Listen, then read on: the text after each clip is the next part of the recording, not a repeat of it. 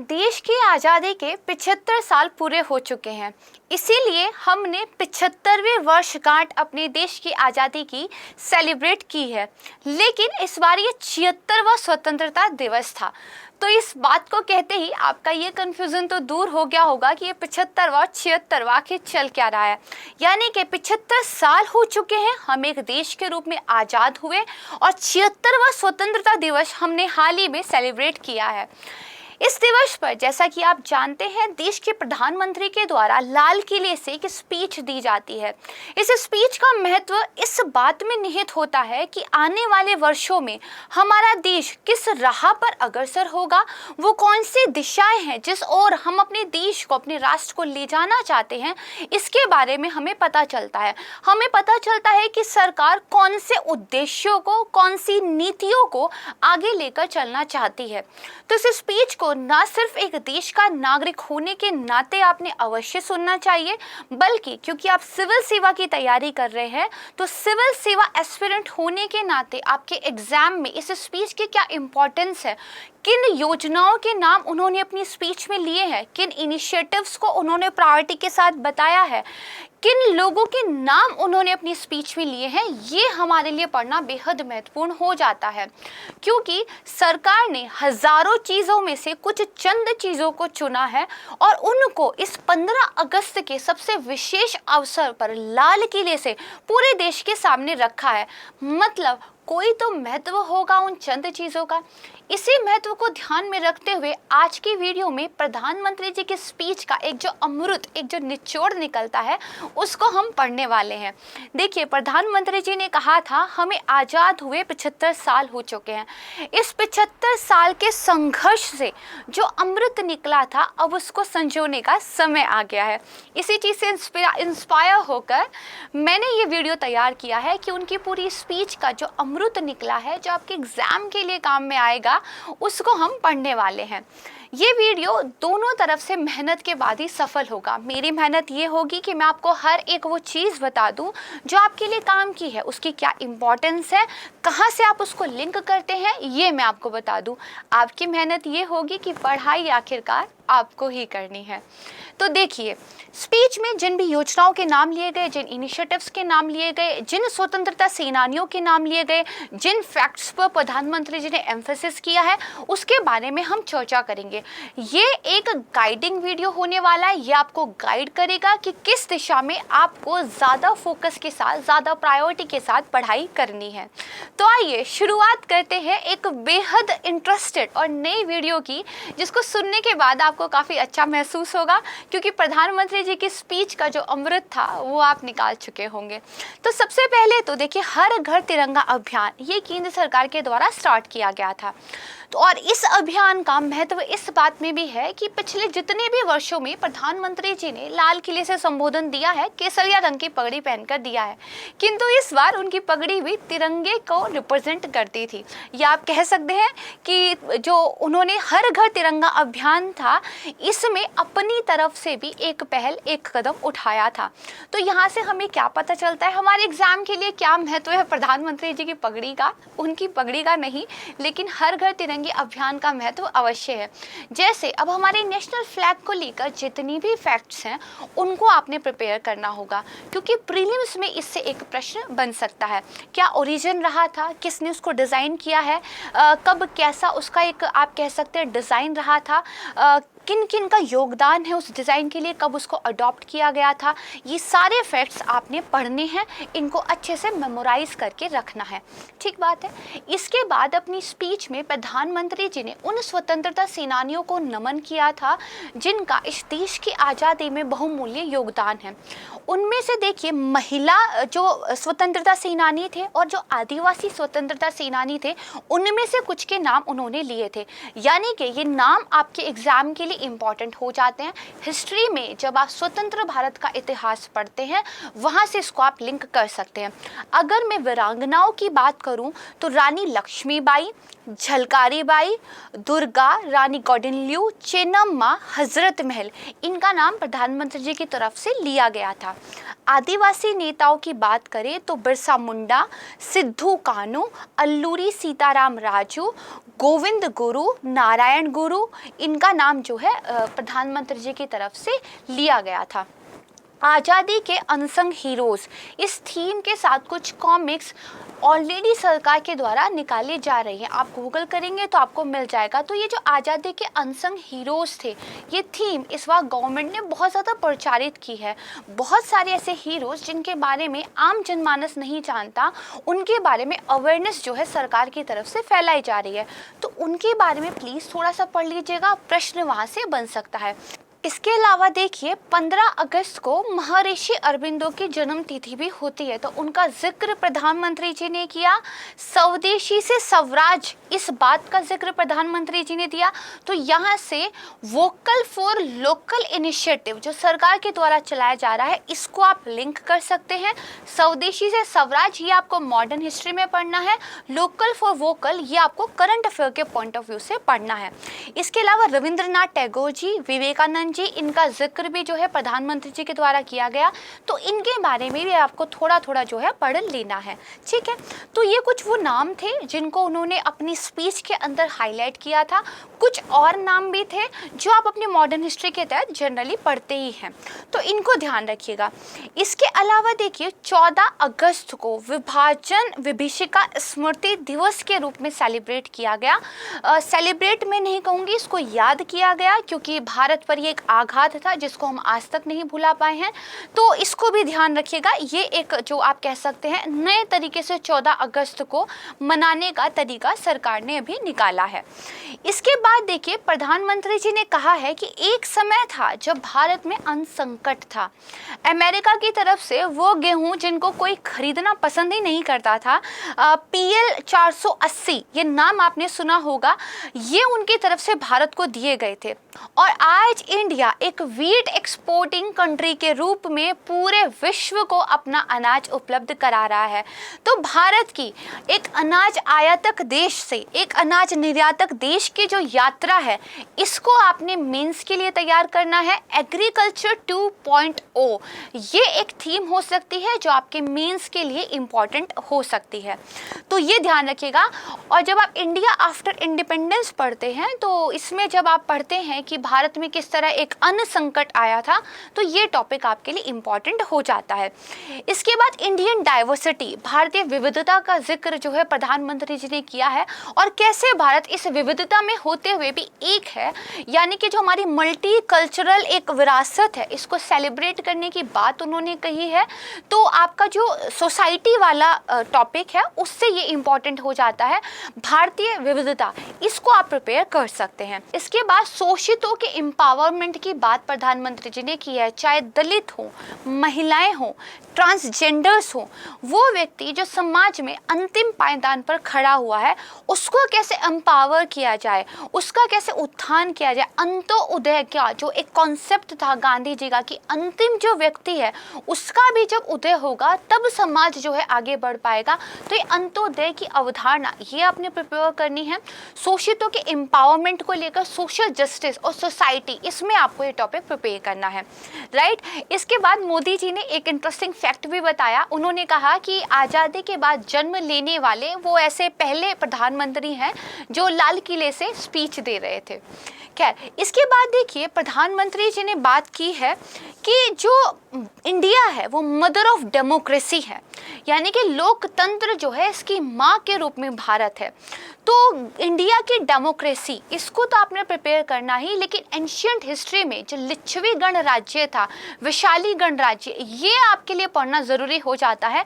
तो इसको आप एंशियंट हिस्ट्री से लिंक कर सकते हैं। इसके बाद देखिए एस्पायरेशनल सोसाइटी की प्रधानमंत्री जी ने बात की है।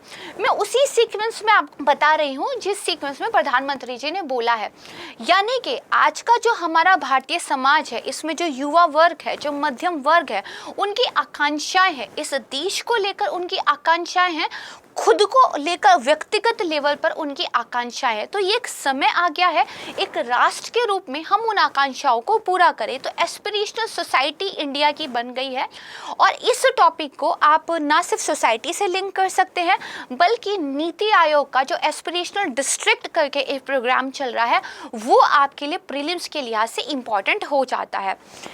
इसके बाद देखिए प्रधानमंत्री जी ने एक लाइन बोली जो मैं आपको स्टार्टिंग में बोल चुकी हूँ कि आज़ादी के 75 सालों के संघर्ष से जो अमृत निकला है अब उसको संजोने का वक्त आ गया है।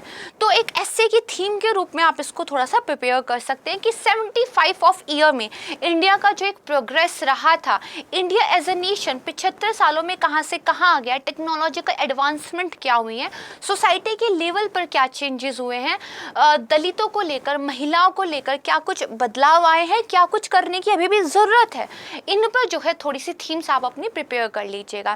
फिर 200 करोड़ वैक्सीन, इसको लेकर प्रधानमंत्री जी ने बात कही। उन्होंने कहा जब अन्य देशों में इस बात पर लेकर विचार विमर्श हो रहा था कि वैक्सीन लगानी चाहिए कि नहीं लगानी चाहिए, इसके क्या साइड इफ़ेक्ट्स हो सकते हैं, उस टाइम पर हमारे ग्रामीण जनमानस ने भी विश्वास करते हुए वैक्सीन को अपनाया है और 200 करोड़ वैक्सीन के टारगेट को हमने अचीव किया था। जब वैक्सीन की बात आती है तो एक्टिव फार्मास्यूटिकल इंग्रेडिएंट्स ये आपने प्रिपेयर करना है क्योंकि वैक्सीन तो हमने बनाई है बट वैक्सीन के लिए जो कच्चा माल आता है उसके लिए बहुत हद तक हम चाइना पर डिपेंड हैं। हमारा जो जेनरिक मेडिसिन का भी सेक्टर है एक्चुअली उसमें भी एक प्रॉब्लम यही बताई जाती है कि वैक्सीन का कच्चा माल एपीआई इनके लिए हम आयात पर ज़्यादा निर्भर हैं। तो आपको ये प्रिपेयर करना है कि एपीआई को लेकर क्या कुछ भारत कर चुका है और अभी उसको क्या कुछ करने की आवश्यकता है। कुछ टॉपिक्स जिनके नाम मैं इसमें मेंशन करूंगी उन पर हम ऑलरेडी वीडियोस बनाकर अपलोड भी कर चुके हैं। डिस्क्रिप्शन बॉक्स में उनका लिंक दिया हुआ है, आप वहां से जाके उन वीडियोस को देख सकते हैं। फॉर एग्जांपल एमएसएमई सेक्टर, उसका एक कंप्लीट एनालिसिस वीडियो है, वो आप देखेंगे तो आपको काफ़ी हेल्प मिलेगी। तो वैक्सीन के बाद उन्होंने त्रिशक्ति की बात की है। उन्होंने कहा है कि एस्पिरेशन, पुनर्जागरण और वर्ल्ड की जो होप्स हैं हमारे ऊपर, ये दरअसल 3 शक्ति हैं, इनके द्वारा हमें जो है संचालित होना है। ठीक है, तो एस्पिरेशन की बात हम कर चुके हैं। पुनर्जागरण को आप मॉडर्न हिस्ट्री में एक टॉपिक है, अच्छे से प्रिपेयर कर लीजिएगा। वर्ल्ड हिस्ट्री में एक टॉपिक है, उसे प्रिपेयर कर लीजिएगा। इंडियन सोसाइटी का क्या फिर से एक पुनर्जागरण वाला फेज आ रहा है? क्या हम फिर से एक सोसाइटी के रूप में वहाँ पहुँच चुके हैं जहाँ पुराने सिद्धांतों को त्याग कर नए सिद्धांतों को अपनाया जा रहा है? क्या ये हो रहा है या नहीं हो रहा है? इसको थोड़ा सा प्रिपेयर कर लीजिएगा। इसके अलावा वर्ल्ड की जो होप्स हैं हमारे ऊपर, तो जैसे वीट के रूप में हमने एक्सपोर्ट किया है, जेनरिक मेडिसिन के रूप में हम एक्सपोर्ट के रूप में काफ़ी ज़्यादा फेमस है। बाकी इसके अलावा वर्ल्ड में जब मल्टीपोलर वर्ल्ड की बात आती है, इंटरनेशनल रिलेशन, तो इंडिया पर देखिए वर्ल्ड की पूरी होप्स है। हम पावर बैलेंस वाली सिचुएशन में काम आते हैं। हम हमेशा कहते हैं कि जो शक्ति का आधार है वो किसी एक राष्ट्र पे नहीं होना चाहिए, सभी राष्ट्र मिलकर उस पर काम करें। यूनाइटेड नेशन में भारत की क्या भूमिका है, हाल ही में अफगानिस्तान में भारत की क्या भूमिका रही है, रशिया यूक्रेन को लेकर भारत किस तरीके से एक काम कर सकता है, इन सारी चीज़ों को आप थोड़ा सा प्रिपेयर करिएगा। इसके बाद प्रधानमंत्री जी ने नेशनल लेवल पे बात करें तो पॉलिटिकल स्टेबिलिटी के महत्व को बताया है, राजनीतिक स्थिरता। प्रधानमंत्री जी ने कहा है कि राजनीतिक स्थिरता पॉलिसी मूवमेंट के लिए बहुत ज़रूरी है। तो यहाँ पर आपको थोड़ा सा ये पढ़ना चाहिए, जब हमारे यहाँ गठबंधन की सरकारों का एक दौर था तो पॉलिसी पैरालिसिस उस टाइम इंडिया में था, क्योंकि कुर्सी बचाएं कि नीतियां बनाएं, राइट। तो उन्होंने ये कहा है कि कोई भी सरकार हो लेकिन उस सरकार का राजनीतिक रूप से स्थिर होना, यानी कि बहुमत की सरकार होना नीतियों के निर्माण के लिए, नीतियों को लागू करने के लिए आवश्यक है भारत जैसे देश के लिए। इसके बाद उन्होंने 75 अमृत सरोवर विभिन्न जिलों में बनाने की बात की है। तो इस पर न्यूज़पेपर में लगातार आर्टिकल्स आएंगे, हम आने वाले करंट अफेयर में इसको प्रिपेयर भी करेंगे। तो ध्यान रखिएगा कि वाटर कंजर्वेशन, यानी कि जल का आपने जो संरक्षण करना है, ये एक थीम आपके प्रिपेयर करने की हो सकती है। वाटर कंजर्वेशन को प्लीज़ तैयार कर लीजिएगा। इसके बाद देखिए उन्होंने ये बताया है कि आज हमने 75 साल पूरे कर लिए हैं, आने वाले 25 सालों में हम 100 साल पूरे कर लेंगे। तो ये एक अमृत काल के रूप में रहेगा और इस अमृत काल में युवाओं को आगे बढ़ के काम करना है। उन्होंने कहा है कि आज जो युवा 25 से 30 साल की उम्र के हैं, वो जब भारत को 100 साल हो रहे होंगे तो 55 से 60 साल की उम्र में होंगे। मतलब अपनी आयु का वो हिस्सा जो किसी के भी जीवन में सबसे ज़्यादा महत्वपूर्ण होता है, जब आप करियर के रूप में आगे बढ़ते हैं, जब आप एजुकेशन पूरा करके एक बाहर की दुनिया में कदम रखते हैं और आप इस देश की अर्थव्यवस्था के लिए बेसिकली एक मुख्य फैक्टर बनते हैं, इस इकोनॉमी में आप पार्टिसिपेट करते हैं, लेबर फोर्स में आप आ जाते हैं और बेसिकली देश की नीतियों को लेकर, वोटिंग पावर को लेकर आप एक अच्छा खासा वर्ग अपने आप में बनाते हैं, जिसकी एक से होती है, जो नॉलेज रखता है, जो न्यूज़पेपर पढ़ता है। तो उस युवा वर्ग को इन अपने 25 सालों का देश के 25 सालों के साथ मिलाकर सोचना है, मेरी कैसे आने वाले 25 सालों में ग्रोथ हो और मेरी ग्रोथ देश की ग्रोथ के साथ कैसे मिलकर चले, इस पर ध्यान देना है। तो युवाओं पर ये एक जिम्मेदारी है कि आने वाले 25 सालों में वो अपना भी 100% दें और इस कंट्री के लिए भी 100% करें।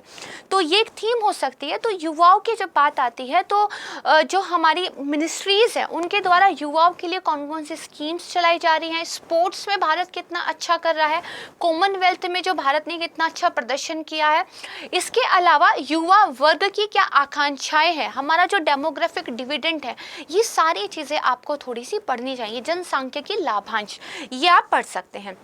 इसके बाद प्रधानमंत्री जी ने पंच प्राण की बात की है। पंच प्रण कौन से हैं? वो तो पहला प्रण तो ये है कि 2047 तक हमें कौन से 5 टारगेट अचीव कर लेने हैं। तो उसमें से पहला कौन सा है?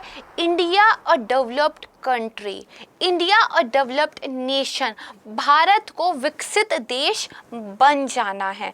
तो देखिए विकसित देश मतलब हमें जो SDG हैं, 17 SDG हैं, जिनके अगर सब टारगेट्स की बात करें तो 169 सब टारगेट्स हैं, जिसमें एजुकेशन, हेल्थ, इन सब पे बात की गई है। तो इंडिया को उन SDGs को अचीव करना है, उन पे काम करना है, राइट। तो इसीलिए SDG को लेकर भारत के अंदर नीति आयोग क्या काम कर रहा है, भारत एक इंडेक्स निकालता है, ये आपको पता हो। और सारे SDGs पर थोड़ा थोड़ा डाटा प्रिपेयर कर लीजिएगा कि हेल्थ में इंडिया कहाँ है, एजुकेशन पर इंडिया कहाँ है, और इन सारी चीज़ों को आपने जो है तैयार करके रखना है। दूसरा पंच प्रण कौन सा है? गुलामी का एक भी अंश अगर हम में बाकी है तो उसको मिटा देना है। इसको आप कहाँ से लिंक कर सकते हैं? वेस्टर्न कल्चर का जो हम पे एक प्रभाव पड़ रहा है, एज ए सोसाइटी हम अपने कल्चर को भूल के वेस्टर्न की तरफ जो ज़्यादा जा रहे हैं, इसमें क्या कुछ हो सकता है। या फिर इसको आप जोड़ सकते हैं पॉलिटी वाले सेक्शन से, जहाँ पर अभी भी हमारे यहाँ बहुत सारे ऐसे कानून लागू हैं जो औपनिवेशिक जड़ें रखते हैं, जिनको अंग्रेजों ने लागू किया था और आज तक हम उन्हीं को लेकर चल रहे हैं। तो हमें अपने कानूनों में एक कंप्लीट होल रिफॉर्म करने की ज़रूरत है, एक ओवरहोल करने की ज़रूरत है, और आज की कंडीशंस के हिसाब से नए कानून पारित करने की आवश्यकता है। जैसे अभी हाल ही में जब हम प्रीलिम्स डायरी की अपना करंट जो डेली न्यूज़ हमारी आती है उसको पढ़ रहे थे, तो हमने आइडेंटिफिकेशन बिल 2022 के बारे में पढ़ा था, जो आज की जो टेक्नोलॉजी का एडवांसमेंट हुई है उनको समाहित करते हुए चलता है। तो इसी तरीके से बाकी चीज़ें भी। इसके बाद देखिए तीसरा पंच प्रण कौन सा है? तो प्राइड ऑन आवर लीगेसी, हमें अपनी विरासत पर गर्व होना चाहिए। तो कल्चरल मिनिस्ट्री के वेबसाइट पे जाइएगा, उन्होंने जो इनिशिएटिव्स चलाए हुए हैं उनके बारे में पढ़िएगा, जैसे एक भारत श्रेष्ठ भारत, या फिर जो उन्होंने सर्किट्स बनाए हैं टूरिज्म के लिए, बौद्ध सर्किट, रामायण सर्किट, ठीक है। ये सब क्या है? ये हमारी विरासत को हमें याद दिलाते हैं, उसके बारे में हमें बताते हैं। तो प्राइड ऑन आवर लीगेसी ये एक ऐसे के लिए भी आप तैयार कर सकते हैं। इसके बाद चौथा जो पंच प्रण है वो है एकता और एकजुटता, ठीक है। तो एकता और एकजुटता, एक भारत श्रेष्ठ भारत, विविधता में भी एकता, ये जो सारी थीम्स है ये एससी के लिए इंपॉर्टेंट हो सकती हैं। पांचवा जो उन्होंने बताया है, again a very important for mains and as well as for prelims, क्या था? नागरिकों के कर्तव्य। केवल अपने अधिकारों के बारे में ही जागरूक नहीं होना है, एज अ सोसाइटी सिर्फ अपने राइट्स को लेकर ही नहीं लड़ना है, बल्कि क्योंकि हमारे क्या कर्तव्य है, संविधान ने फंडामेंटल ड्यूटीज़ के तहत हम पे जो कुछ जिम्मेदारियां दी हुई हैं उनको कैसे पूरा करना है। तो फंडामेंटल ड्यूटीज़ ये आपके प्रीलिम्स के लिए इंपॉर्टेंट हो जाता है, और अधिकार वर्सेस जो आपके कर्तव्य हैं ये आपके मीन्स के लिए इंपॉर्टेंट हो जाता है। फंडामेंटल ड्यूटीज़ और डीपीएसपी की लैंग्वेज ऐसी है कि वो बिल्कुल सेम लगते हैं कई बार, तो आपको एग्जैक्टली याद हो कि ये जो एक लाइन है ये फंडामेंटल ड्यूटी से ली हुई है या डीपीएसपी से ली हुई है। प्रीलिम्स में ऐसा क्वेश्चन एक बार यूपीएससी ऑलरेडी पूछ चुका है। इसके बाद देखिए उन्होंने मानव केंद्रित विकास की बात की है, ठीक है, ह्यूमन सेंट्रिक डेवलपमेंट हो। तो ह्यूमन सेंट्रिक डेवलपमेंट में देखिए पर्यावरण अच्छा होना चाहिए, क्योंकि मानव स्वस्थ रहेगा तभी तो डेवलपमेंट का जो है उसको फायदा मिलेगा। तो पर्यावरण अच्छा रहेगा तो मानव स्वस्थ रहेगा, इस तरह से चीज़ों को लिंक कीजिए। फिर ह्यूमन कैपिटल इंडेक्स है ना, जो ह्यूमन डेवलपमेंट इंडेक्स है HDI, इस पे भारत कैसा परफॉर्म कर रहा है, क्या भारत की रैंक है, इसको आप वहाँ से लिंक कर सकते हैं, राइट। इसके बाद देखिए प्रधानमंत्री जी ने कहा है कि थोड़ा सा साइंस एंड टेक की बात करते हैं। जय जवान जय किसान, लाल बहादुर शास्त्री जी ने ये नारा दिया था जो आज तक रिलीवेंट है। इसी में जय विज्ञान अटल बिहारी वाजपेयी जी ने जोड़ा था। अब इसी में प्रधानमंत्री मोदी जी ने जय अनुसंधान जोड़ दिया है।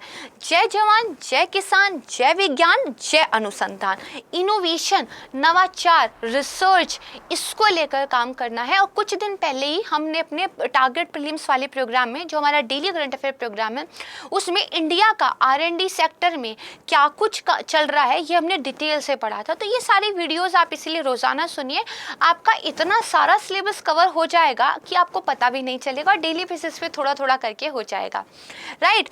इसके बाद देखिए एथेनॉल ब्लेंडिंग को लेकर उन्होंने ये कहा कि देखिए जब भारत आज़ाद हुआ था तो पता नहीं भारत के बारे में क्या क्या कहा गया था, ये राष्ट्र के रूप में टूट जाएगा, ये एक साथ नहीं रह पाएंगे, गृह युद्ध छूट जाएगा। लेकिन भारत ने उन सारी आकांक्षाओं को परे रखकर एक सबसे बड़े डेमोक्रेटिक नेशन के रूप में अपनी पहचान बनाई है। इसी तरह जब एथेनॉल ब्लेंडिंग का टारगेट सरकार ने रखा था तो बहुत सारे वसवसे उठे थे कि शायद आप नहीं कर पाएंगे, लेकिन 10% इथेनॉल ब्लेंडिंग पेट्रोल के अंदर ये हमने समय से पहले अचीव किया है, और अब हमने उसका दुगना टारगेट रखा है। तो एथेनॉल क्या होता है, इसकी पेट्रोल में ब्लेंडिंग के क्या फ़ायदे हैं, इसको पढ़ लीजिएगा। प्रीलिम्स वाली वीडियो में मैं ऑलरेडी कवर कर चुकी हूँ। इसके बाद उन्होंने हर किसी को इलेक्ट्रिसिटी कनेक्शन मिले इसकी बात की, तो सौभाग्य स्कीम ये आपके लिए इम्पॉर्टेंट हो जाता है। इसके बाद उन्होंने नल से जल, हर घर जल, इस इनिशिएटिव की बात की है, तो इसको पढ़ लीजिएगा, ये भी हमने कवर किया हुआ है। रिन्यूएबल एनर्जी, नवीकरणीय ऊर्जा पर उन्होंने एम्फेसिस दिया है। इसके बाद एक बेहद महत्वपूर्ण बात प्रधानमंत्री जी ने बोली है कि हम कब तक दूसरों के दिए मापदंडों पर एज ए नेशन खुद को परखते रहेंगे। अब ये समय आ गया है कि भारत अपने मापदंड, अपने मानदंड खुद बनाए, अपने पैरामीटर्स पर खुद आके। तो देखिए ये एक मीन्स का मुद्दा बन सकता है कि इतने सारी जो फॉरेन रिपोर्ट्स हैं जो भारत को अलग अलग रैंकिंग देती है, क्या इनके साथ साथ भारत को अपने यहाँ भी इस तरह के इंडेक्सेस, इस तरह के रिपोर्ट्स बनाने की आवश्यकता है, अपना खुद के ऐसे पैरामीटर्स विकसित करने की आवश्यकता है कि भारत अपनी परिस्थितियों के अनुसार, अपनी जनसंख्या की आवश्यकताओं को देखते हुए, अपने यहाँ जितने रिसोर्सेज है उनको समझते हुए एक रिपोर्ट तैयार करे जिसपे भारत का जो परफॉर्मेंस है उसको मेजर किया जाए। तो ये एक टॉपिक इंपॉर्टेंट हो सकता है। इसके बाद देखिए गुलामी से मुक्ति, जो हमने पंचप्रण में पढ़ा है वहाँ से इसको लिंक कर सकते हैं। गुलामी से मुक्ति तो हम मेजरमेंट्स भी अपनी खुद के बनाएं, दूसरों के नहीं, ठीक है। फिर नेशनल एजुकेशन पॉलिसी को उन्होंने हाईलाइट किया है, तो जो हमारी 1986 वाली थी उससे इसको कंपेयर करके पूरे आपके नोट्स प्रिपेयर होने चाहिए। सारी लैंग्वेजेस जो इंडिया की हैं इनके रिस्पेक्ट की उन्होंने बात की है, चाहे भाषा आती हो या ना आती हो, लेकिन अगर हमारे देश की भाषा है तो उसको सम्मान दिया जाना चाहिए। तो त्रिभाषा फॉर्मूला क्या है नेशनल एजुकेशन पॉलिसी का, उसको लेकर विवाद क्या है, ये आपने प्रिपेयर करना चाहिए। ब्रेन ड्रेन की उन्होंने बात की है, हमारे यहाँ के लोग क्यों बाहर चले जाते हैं, स्किल्ड लोग जो यहाँ के हैं लेकिन बाहर जाके क्यों रोज़गार तलाश रहे हैं, इसके पीछे क्या कुछ कारण है, ये आपको थोड़ा प्रिपेयर करना चाहिए। डिजिटल इंडिया को लेकर उन्होंने काफ़ी कुछ कहा है। उन्होंने कहा है कि स्टार्टअप इंडिया अपने आप में उभर रहा है और ना सिर्फ टायर 1 सिटीज़ बल्कि जो टायर 2 और टायर 3 सिटीज़ हैं उसमें भी स्टार्टअप कल्चर किस तरीके से प्रमोट हो रहा है, ये उन्होंने बताया है। यहाँ पर प्रधानमंत्री जी ने एक लाइन बोली थी जिसका आप यूज़ कर सकते हैं, जब अपनी धरती से हम जुड़ेंगे तभी तो ऊंचा उड़ेंगे। और इसको आप लिंक कर लीजिए अपनी पढ़ाई से। जितने ज़्यादा आपके फंडामेंटल्स स्ट्रॉन्ग्स होंगे, जितनी आपके कॉन्सेप्ट्स क्लियर होंगे, जब आप जितना ज़मीन से उड़ेंगे उतना ही ऊंचा तो उठेंगे, उतने ही अच्छे मार्क्स गेन करेंगे, राइट। इसके बाद देखिए उन्होंने हॉलिस्टिक हेल्थ केयर की बात की है, ना सिर्फ एलोपैथी पे, ना सिर्फ आयुर्वेदा पे, ना सिर्फ योगा पे, ना सिर्फ होम्योपैथी पे, बल्कि इन सबको मिला के एक हॉलिस्टिक हेल्थ केयर जो है हमें अपनाना है। तो आयुष मंत्रालय के द्वारा चलाए गए इनिशिएटिव से ये आपके लिए इम्पॉर्टेंट हो जाता है। इसके बाद देखिए उन्होंने वर्ल्ड इन्वायरमेंट में जो प्रॉब्लम्स फेस की जा रही है, यानी कि वैश्विक रूप से जो ग्लोबल वार्मिंग को हम फेस कर रहे हैं, एक बहुत बड़े संकट के रूप में मानव जाति के आया है, तो भारत इसमें क्या दे सकता है। तो प्रधानमंत्री जी ने कहा है भारत की तो ये विरासत ही रही है कि प्रकृति के साथ कैसे जीना है। हमने देखिए पीपल को पूजना इसलिए नहीं शुरू किया था कि पीपल कोई देवता था। पीपल ऑक्सीजन देता है ज़्यादा बाकी पौधों के कंपेयर में, तो हमने उसको पवित्र मान लिया। खाना पकाने से कीटाणु मर जाते हैं, उस खाने को डाइजेस्ट करना आसान होता है, तो हमने अग्नि को पूजना शुरू कर दिया। धरती जिस पे हम एग्रीकल्चर करते हैं, जो हमें फूड देती है, इसको हमने पूजना शुरू कर दिया। तो भारत का तो एक ऐसा इतिहास रहा है कि हमने साइंटिफिक बेसिस पे चीज़ों को जो है अपनाया है और फिर उनको हमने पवित्र का जो है दर्जा दे दिया है। क्योंकि आज फिर से ये दुनिया जान चुकी है कि इस पर्यावरण का सम्मान करना, इस पर्यावरण के अनुरूप रहना कितना आवश्यक है, जो भारत सनातन टाइम से ही बताता चला रहा है। तो इसको आप ध्यान रख सकते हैं। यहाँ पर देखिए करंट का लाइफ इनिशिएटिव जो सरकार के द्वारा चलाया गया है वो आप पढ़ सकते हैं, लाइफ स्टाइल फॉर इन्वायरमेंट, ये इसकी फुल फॉर्म बनती है। पर्यावरण के अनुरूप कैसे आपकी जीवन शैली हो, ये एक सरकार का इनिशिएटिव है, इसको पढ़ लीजिएगा। इसके बाद देखिए मिलेट्स, मोटा जो आपके अनाज होते हैं, इनकी बात सरकार ने की है। मोदी जी ने ये कहा है कि देखिए आज जो है संसार फिर से अपना रहा है इन मोटे अनाजों को, जिनकी महत्ता, जिनके हमारे हेल्थ बेनिफिट्स इंडिया बहुत पहले से जानता था और आज मिलेट्स ईयर जो है बाकायदा इंटरनेशनल लेवल पर मनाया जा रहा है। यहाँ पर आप एक एग्जांपल ले सकते हैं कि केंद्र सरकार द्वारा जो अनाज के रूप में सहायता की जाती है राज्य सरकारों को, तो केरल सरकार ने ये कहा है हमें गेहूं नहीं चाहिए, आप हमें रागी दीजिए, ठीक है। रागी के मोर बेनिफिट्स हैं, तो मोटे अनाजों के बारे में आप पढ़ सकते हैं। फिर देखिए प्रधानमंत्री जी ने एक सोसाइटी में सुधार के उद्देश्य से बात बोली है, अगेन जिसको आप वुमेन एम्पावरमेंट से लिंक कर सकते हैं। उन्होंने कहा एक बार हमने स्वच्छता अभियान चलाया था जो कि बाहरी स्वच्छता अभियान था, एक भीतरी स्वच्छता अभियान चलाने की ज़रूरत है।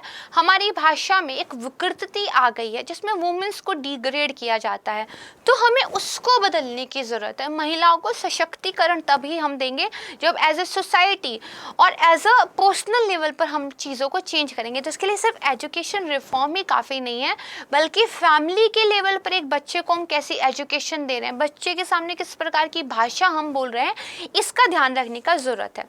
फिर उन्होंने ऑर्गेनिक फार्मिंग की बात की है, तो ऑर्गेनिक फार्मिंग के बारे में पढ़ लीजिएगा। फिर उन्होंने देखिए बताया है एक बहुत इंटरेस्टिंग फैक्ट, अगेन जो मेड इन इंडिया तोप थी उसका पहली बार आज़ाद हुए में 75 साल हो गए हैं, इन 75 सालों में पहली बार जो 21 तोपों की सलामी हम अपने तिरंगे को देते हैं वो मेड इन इंडिया तोप से दी गई है। इस तोप के बारे में करंट अफेयर की वीडियो में मैं आपको डिटेल से पढ़ाऊंगी। तो इस चीज़ को लेकर उन्होंने सेना को सैल्यूट भी किया था। फिर देखिए production linked initiative initiative PIL जो आपकी स्कीम है ये बहुत इंपॉर्टेंट है। 13 सेक्टर्स में गवर्नमेंट इस स्कीम को चला रही है, तो उन सेक्टर्स के नाम आपको पता हो, प्रोटेक्शन लिंक्ड स्कीम क्या है ये आपको पता हो, और ये मैंने अपने करंट अफेयर में कवर भी कराया हुआ है। ठीक बात है। तो इस स्कीम से होगा क्या, इंडिया एक मैन्युफैक्चरिंग हब बन जाएगा।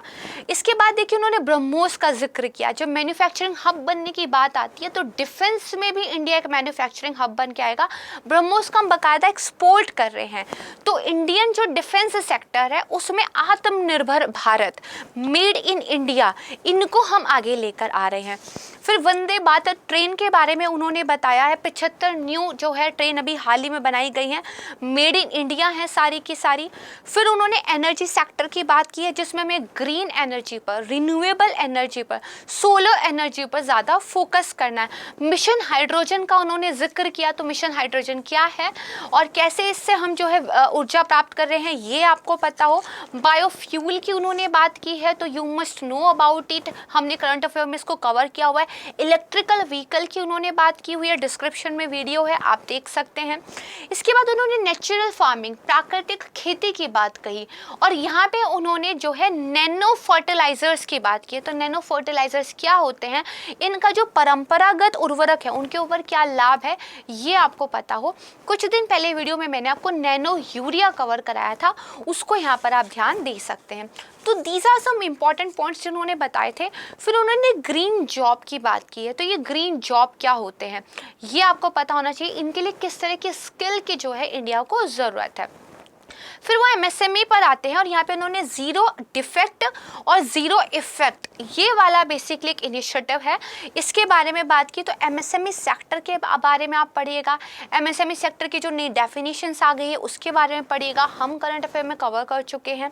उसके बाद देखिए उन्होंने बताया कि 4 लाख कॉमन सर्विस सेंटर्स गाँव में खुल चुके हैं, जिससे गाँव के युवक युवतियों को न सिर्फ टेक्नोलॉजिकली स्किल्ड किया जा रहा है, बल्कि गांव के लोगों को अब आदत हो गई कि एक ही जगह जाकर उनके सारे काम हो जाते हैं, तो इसको और आगे ले जाने की ज़रूरत है। फिर डिजिटल इंडिया की उन्होंने बात की, जिसमें भीम UPI का जिक्र उन्होंने किया। फिनटेक, भारत को फाइनेंशियल टेक्नोलॉजी का एक हब बनाने की बात की है। 5G की उन्होंने बात की, हाल ही में 5G बहुत ज़्यादा न्यूज़ में भी था। ऑप्टिकल फाइबर की उन्होंने बात की, भारत नेट आप यहाँ से लिंक कर सकते हैं। उसके बाद ड्रोन पॉलिसी की उन्होंने बात की, जो हमने कुछ दिन पहले पढ़ा भी था। ड्रोन्स के क्या कैटेगराइजेशंस हैं, उनको लेके क्या नियम है, कौन उनका लाइसेंस देता है, ये सारा कुछ आपको पता होना चाहिए। इसके अलावा उन्होंने ई-एजुकेशन, ई-हेल्थ इसकी बात की है। कोविड ने जो चुनौतियां हमारे सामने पेश की हैं, तो उसके बाद एजुकेशन वाइज भी और हेल्थ वाइज भी हमें डिजिटली शिफ्ट होने की ज़्यादा ज़रूरत है। इसके बाद उन्होंने स्पेस मिशन की बात कही है, और डीप ओशन मिशन का उन्होंने जिक्र किया है। उन्होंने कहा है न सिर्फ अंतरिक्ष की ऊंचाइयों तक बल्कि इस पृथ्वी की गहराइयों तक जो है भारत अपनी पहुंच बना रहा है, और भारत की जो विज्ञान और तकनीकी है उसकी इतनी उन्नति हो रही है। तो दोनों मिशन के बारे में आपको पता हो। फिर उन्होंने ये कहा है हमारे जो नेचुरल रिसोर्सेज हैं और जो हमारे ह्यूमन रिसोर्सेज, इनका ऑप्टिमम यूज़ कैसे हो। देखिए जनसंख्या ज़्यादा है, संसाधन कम है, तो जब ऑप्टिमम यूज़ करेंगे तभी काम चलेगा। इसी तरह जो ह्यूमन रिसोर्सेज है, जितना उनको स्किल्ड करेंगे, जितना उनको एजुकेशन देंगे, जितना एंटरप्रेन्योरशिप को बढ़ावा देंगे, उतनी ज़्यादा प्रगति देश में होगी, उतना ज़्यादा बेरोजगारी के आंकड़े कम होंगे। लास्ट में उन्होंने फेडरल स्पिरिट की बात की, अगेन पॉलिटी से लिंक कर लीजिए। उन्होंने कहा है कॉम्पिटिटिव फेडरलिज्म और कोऑपरेटिव फेडरलिज्म, इसके बीच में एक कॉम्पिटिटिव कोऑपरेटिव फेडरलिज्म पर जो है जानने की ज़रूरत है। यदि एक राज्य ने ये किया है कि 10 महीने में कोई टारगेट अचीव कर लिया, तो दूसरे राज्य को चाहिए उससे प्रेरणा लेकर वो टारगेट वो 5 महीने में अचीव कर ले, और एक दूसरे से सीखना, एक दूसरे की केस स्टडीज़ को जो है ध्यान से पढ़ना समझना और फिर उनको अपने यहाँ लागू करना। तो इसके लिए कॉम्पिटिटिव कोऑपरेटिव फेडरलिज्म, इसको के जो है देश को आगे बढ़ना चाहिए। तो these are some very very important points जिन्होंने अपनी स्पीच में बोले थे। बोला तो और भी बहुत कुछ था, लेकिन आपके एग्जाम के लिए यही ज़रूरी था। मैं उम्मीद करती हूँ आपने नोट्स बना लिए होंगे। अब आप इनका ध्यान रखेंगे, जब भी आप अपनी मंथली मैगजीन पढ़ेंगे या करंट अफेयर का वीडियो देखेंगे या आप नोट्स बनाएंगे, आपने इन सारी थीम्स पर थोड़ा सा ज़्यादा फोकस करना है। प्लीज़ मुझे कमेंट सेक्शन में बताइएगा हमारी ये नई तरह की वीडियो आपको कैसी लगी, इससे आपको कितनी हेल्प मिली है, आप किस तरह तरह के सुझाव देना चाहते हैं, मुझे बेहद खुशी होगी। और इसी तरह अच्छे से पढ़ाई करते रहिए। बहुत जल्द मिलूंगी मैं आपको एक नई वीडियो के साथ। तब तक के लिए नमस्कार। और हाँ, लाइक करना मत भूलिएगा अगर वीडियो आपको अच्छी लगी है। नमस्कार, धन्यवाद, जय हिंद।